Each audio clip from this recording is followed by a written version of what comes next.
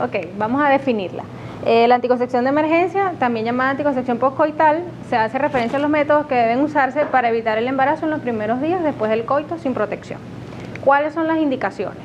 Primero, una relación sexual sin protección, es decir, que la paciente no usó ningún método anticonceptivo o que utilice un método anticonceptivo de manera incorrecta, tenga un accidente o falla de este método. ¿Cuáles son estos ejemplos? Bien sea ruptura o desplazamiento de un condón, un preservativo, desplazamiento del diafragma, expulsión completa del DIU o una expulsión parcial, una toma incorrecta, una píldora anticonceptiva combinada o con progestágeno solo, el uso incorrecto de una anticoncepción hormonal inyectable o después de una violación. ¿Qué nos dicen los criterios de elegibilidad del 2015? Nos dicen que si una paciente está embarazada, no aplica el uso de pastillas anticonceptivas de emergencia. Si la paciente está en lactancia materna o una historia de embarazo ectópico, categoría 1, la paciente la puede usar sin problema. Si la paciente tiene una historia de cardiopatía grave, migraña, enfermedad hepática grave, en general puede utilizar una pastilla de emergencia. Si la paciente, fíjense lo que el ítem que pone en esta parte, uso repetido de las PAE, se pueden usar sin restricción, no como método regular. La pudieran usar consecutivamente, no en cada ciclo, pero no tiene restricción. Es categoría 1. Si la paciente ha sufrido una violación, categoría 1 lo puede usar, y si la paciente es obesa, lo puede usar también como categoría 1 sin restricción. ¿Cuáles opciones tenemos? Tenemos una anticoncepción no hormonal, como el uso del DIU, que ya lo habíamos hablado el día de ayer, el DIU con cobre. No hay evidencia con respecto al uso de DIU con levonorgestrel como anticoncepción de emergencia. Y tenemos la anticoncepción hormonal, cual podemos utilizar el método de Yuspe, que consiste en píldoras combinadas que contienen estrógeno y progestágeno, y el método de levonorgestrel solo, donde las píldoras solo tienen levonorgestrel, o sea, un progestágeno. ¿Cómo se aplica el método Yuspe? El método Yuspe debe contener 100 microgramos de etinilestradiol más 500 microgramos de levonorgestrel, cada una separada por un intervalo de 12 horas, lo más cercano posible al coito sin protección y hasta 120 horas después, es decir, hasta el 5.º día. ¿Cómo lo podíamos sustituir? No tenemos pastilla de emergencia y la paciente tuvo una relación sin protección. Por cada dosis usar 4 pastillas anticonceptivas combinadas que tengan 30 microgramos de etinilestradiol y 150 de levonorgestrel, como por ejemplo Miniginón, Rigividon. El método de levonorgestrel, la modalidad más conveniente es usar los 1500 microgramos de levonorgestrel en dosis única, pero también podríamos usar la dosis separada. Sin embargo, la dosis única sigue siendo tan efectiva como la dosis doble. Se puede separar cada dosis. ¿Cómo lo podemos reemplazar? Son 25 pastillas de levonorgestrel de 30 microgramos. Como ya lo habíamos conversado, el uso de DIU como método no hormonal de emergencia se debe aplicar después de los 5 días de un coito sin protección, o si podemos predecir la ovulación, hasta el 5.º día después de la ovulación. Se puede administrar según la OMS o las recomendaciones del 2018 hasta el día 12 sin restricción, hasta el día 12 del ciclo. ¿Qué nos dice la evidencia?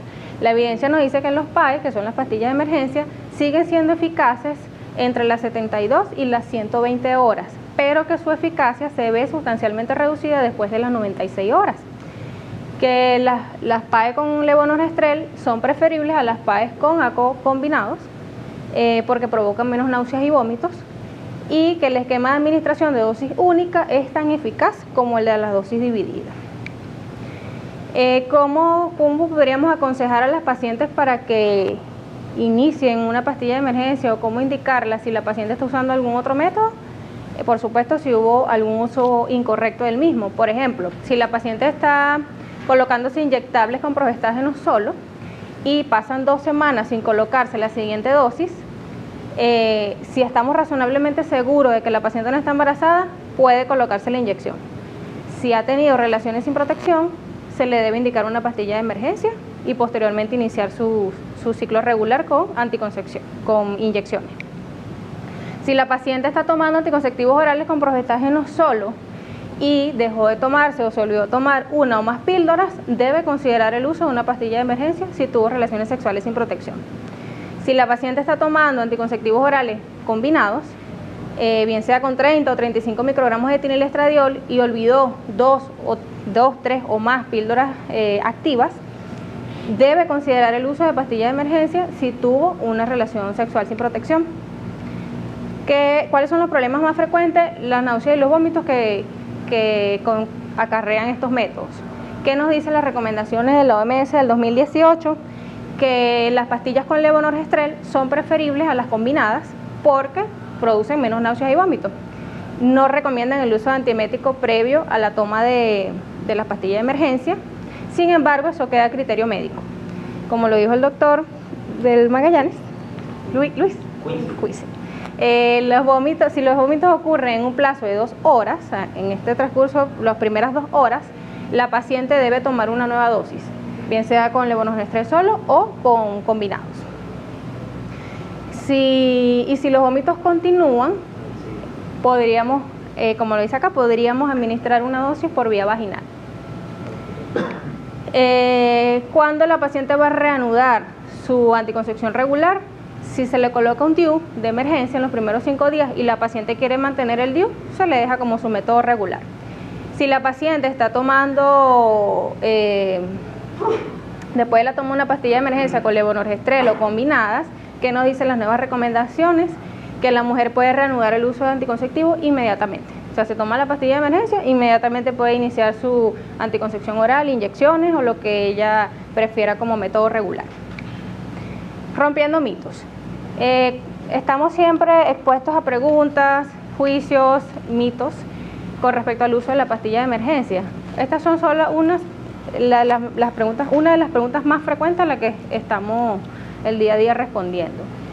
Una de ellas es: ¿la pastilla el día después hay que tomarla un día después de tener relaciones sexuales sin protección? Falso, ya dijimos que es efectivo hasta las 120 horas, o sea, el 5.º día.